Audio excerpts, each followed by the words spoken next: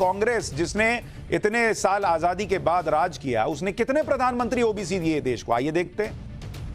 जवाहरलाल नेहरू ब्राह्मण, लाल बहादुर शास्त्री कायस्थ, इंदिरा गांधी ब्राह्मण, राजीव गांधी ब्राह्मण, नरसिम्हा राव ब्राह्मण, मनमोहन सिंह पंजाबी खत्री। यानी कांग्रेस पार्टी की अपनी सरकारों में जितने प्रधानमंत्री रहे, एक भी ओबीसी नहीं रहा। इतनी ओबीसी की चिंता। देश में अब तक 2 ओबीसी प्रधानमंत्री हुए हैं, और वो किस पार्टी से हुए हैं वो भी आपको बता देता हूं।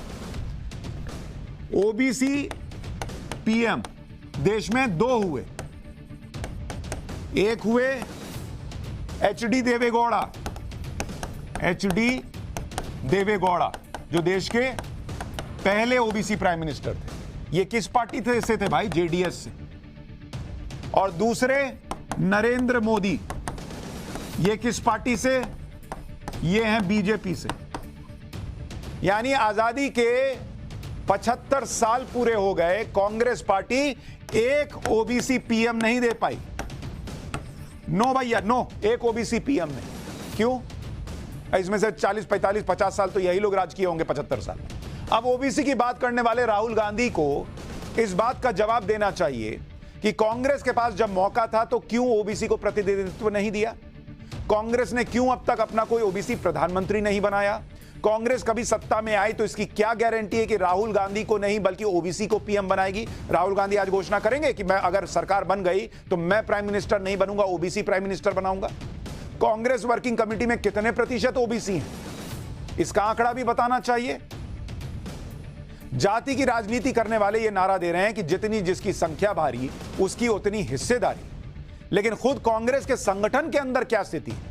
खुद कांग्रेस ने अपने संगठन में किसको कितनी हिस्सेदारी दी है वो भी आपको बता देता हूं।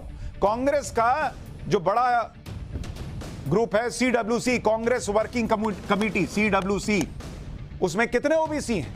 इसके कुल सदस्य हैं 84। इसमें कुल सदस्य आते हैं 84। इसमें कितने ओबीसी हैं पता है आपको?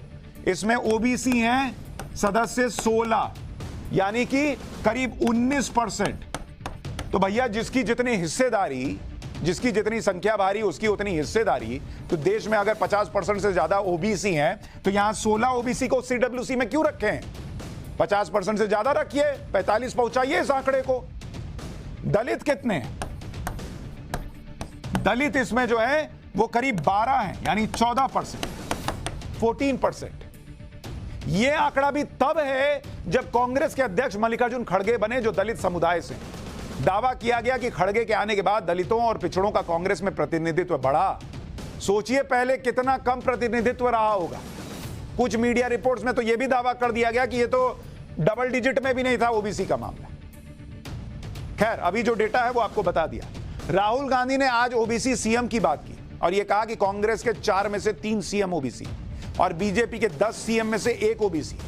लेकिन आजादी के बाद से कांग्रेस ने कितने प्रतिशत ओबीसी सीएम बनाए और बीजेपी ने कितने प्रतिशत ओबीसी सीएम बनाए, इसका एक अध्ययन किया गया तो ये आंकड़े बता रहे हैं कि अगर आप देखेंगे OBC CM, OBC chief minister कितने बने भैया आजादी के बाद से?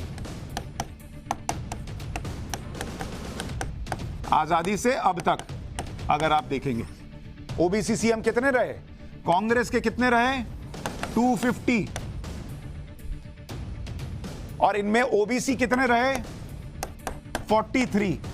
यानी कांग्रेस के 250 मुख्यमंत्रियों में से मात्र 43 ओबीसी मुख्यमंत्री थे, यानी परसेंट निकालिएगा तो 17.2% सीएम ओबीसी रहे आजादी से लेकर आज तक।